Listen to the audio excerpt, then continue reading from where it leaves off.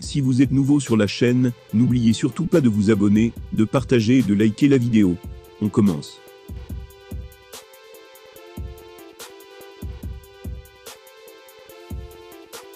Pour Francis Ngannou, comme pour Cyril Gane, leur affrontement de janvier dernier était un potentiel tournant.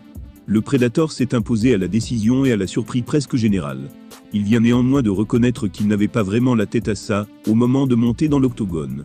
L'avenir de Francis Ngannou à l'UFC est flou, mais à l'heure actuelle, il est encore le champion poids lourd de l'organisation.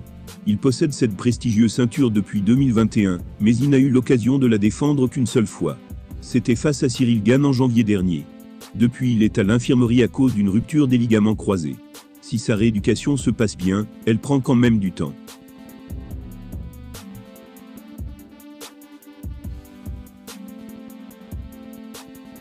L'avantage, c'est que son indisponibilité sportive lui offre le temps de négocier sa prolongation de contrat avec Dana White.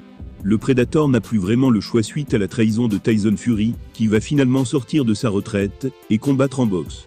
Il va falloir trouver un accord avec l'UFC pour poursuivre une carrière au plus haut niveau. Mais les deux camps reviennent de loin, et trouver un terrain d'entente ne sera pas simple. En effet, il va falloir mettre la fierté de côté.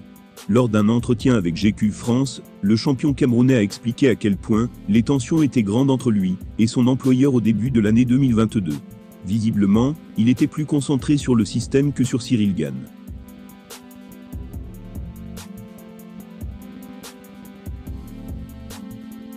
Ces mots étaient « Ce combat contre Cyril Gane représentait beaucoup plus qu'un combat ordinaire.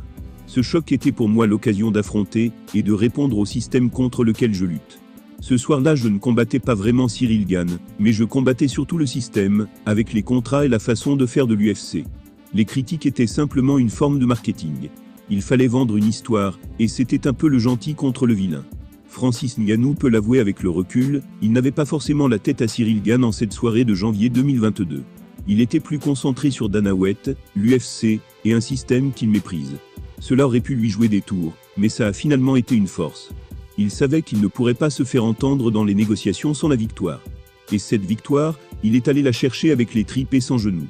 Francis Ngannou n'avait pas que Cyril Gane face à lui ce soir-là, il avait aussi l'UFC, et un système qui n'est pas forcément à l'avantage des combattants. Il a réussi à faire face à cette adversité de la plus belle des manières, en défendant son titre.